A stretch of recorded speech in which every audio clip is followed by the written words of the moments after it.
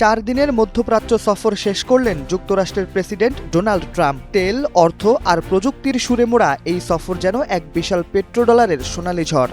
সফরের শেষ দিনে আবুধাবিতে সংযুক্ত আরব আমিরাতের সঙ্গে $200 বিলিয়ন ঐতিহাসিক চুক্তি করে ফিরেছেন ট্রাম্প, যার প্রতিটি ধাপে ছিল রাজনৈতিক ও অর্থনৈতিক কৌশলের জ্বলন্ত স্বাক্ষর। রয়টার্সের তথ্য অনুযায়ী চুক্তি স্বাক্ষরের পর ট্রাম্প বলেছেন, আমরা শুধু ব্যবসার কথা ভাবিনি, আমরা দুই দেশের বন্ধুত্ব ও কৌশলগত সম্পর্ককে এক নতুন মাত্রায় নিয়ে যাচ্ছি। এটা কেবল আর্থিক নয়, এটা আমাদের ভবিষ্যতের বিনিয়োগ।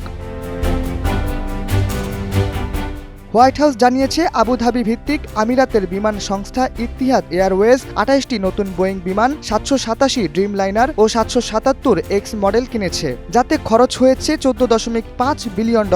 এই বিমানে তৈরি হবে জিআই অ্যারোস্পেসের তৈরি আধুনিক ইঞ্জিন। যুক্তরাষ্ট্রের বিমান শিল্পে এই বিনিয়োগ নতুন প্রাণ সঞ্চার করবে বলে দাবি করেছে হোয়াইট হাউস। ট্রাম্পের সঙ্গে আবুধাবির প্রেসিডেন্ট শেখ মোহাম্মদ বিন জায়েদ আল নাহিয়ানের বৈঠকে ঘোষণা করা হয়, দুই দেশ 1 দশকব্যাপী কৃত্রিম বুদ্ধিমত্তা ও প্রযুক্তিতে ব্যাপক সহযোগিতা করবে।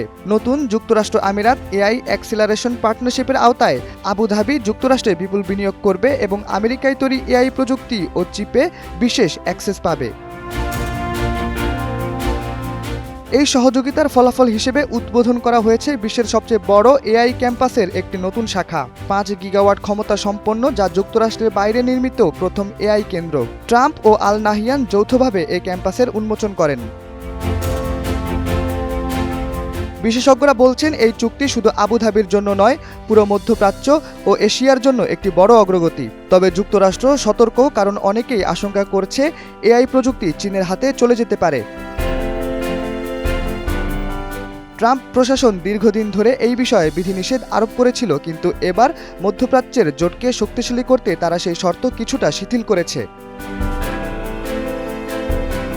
মধ্যপ্রাচ্য সফরের সমাপ্তিতে এয়ারফোর্স ওয়ানে বসে সাংবাদিকদের সামনে ট্রাম্প বলেন, ইরানের কাছে আমরা একটি পারমাণবিক চুক্তির প্রস্তাব পাঠিয়েছি, তাদের দ্রুত সিদ্ধান্ত নিতে হবে, অন্যথায় আমরা ভয়ঙ্কর কিছু দেখার পথে যেতে পারি। তিনি আরও যোগ করেন, আমি বিশ্বাস করি যুদ্ধ ছাড়াই আমরা ইরানের সঙ্গে দীর্ঘমেয়াদী শান্তির সমঝোতায় পৌঁছতে পারি।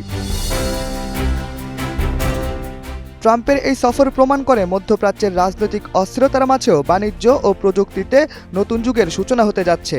$200 বিলিয়ন চুক্তি, বিশ্বের সবচেয়ে বড় এআই ক্যাম্পাস এবং ইরান বিষয়ে সংকটময় পরিস্থিতি মোকাবেলায় শান্তিপূর্ণ আলোচনা।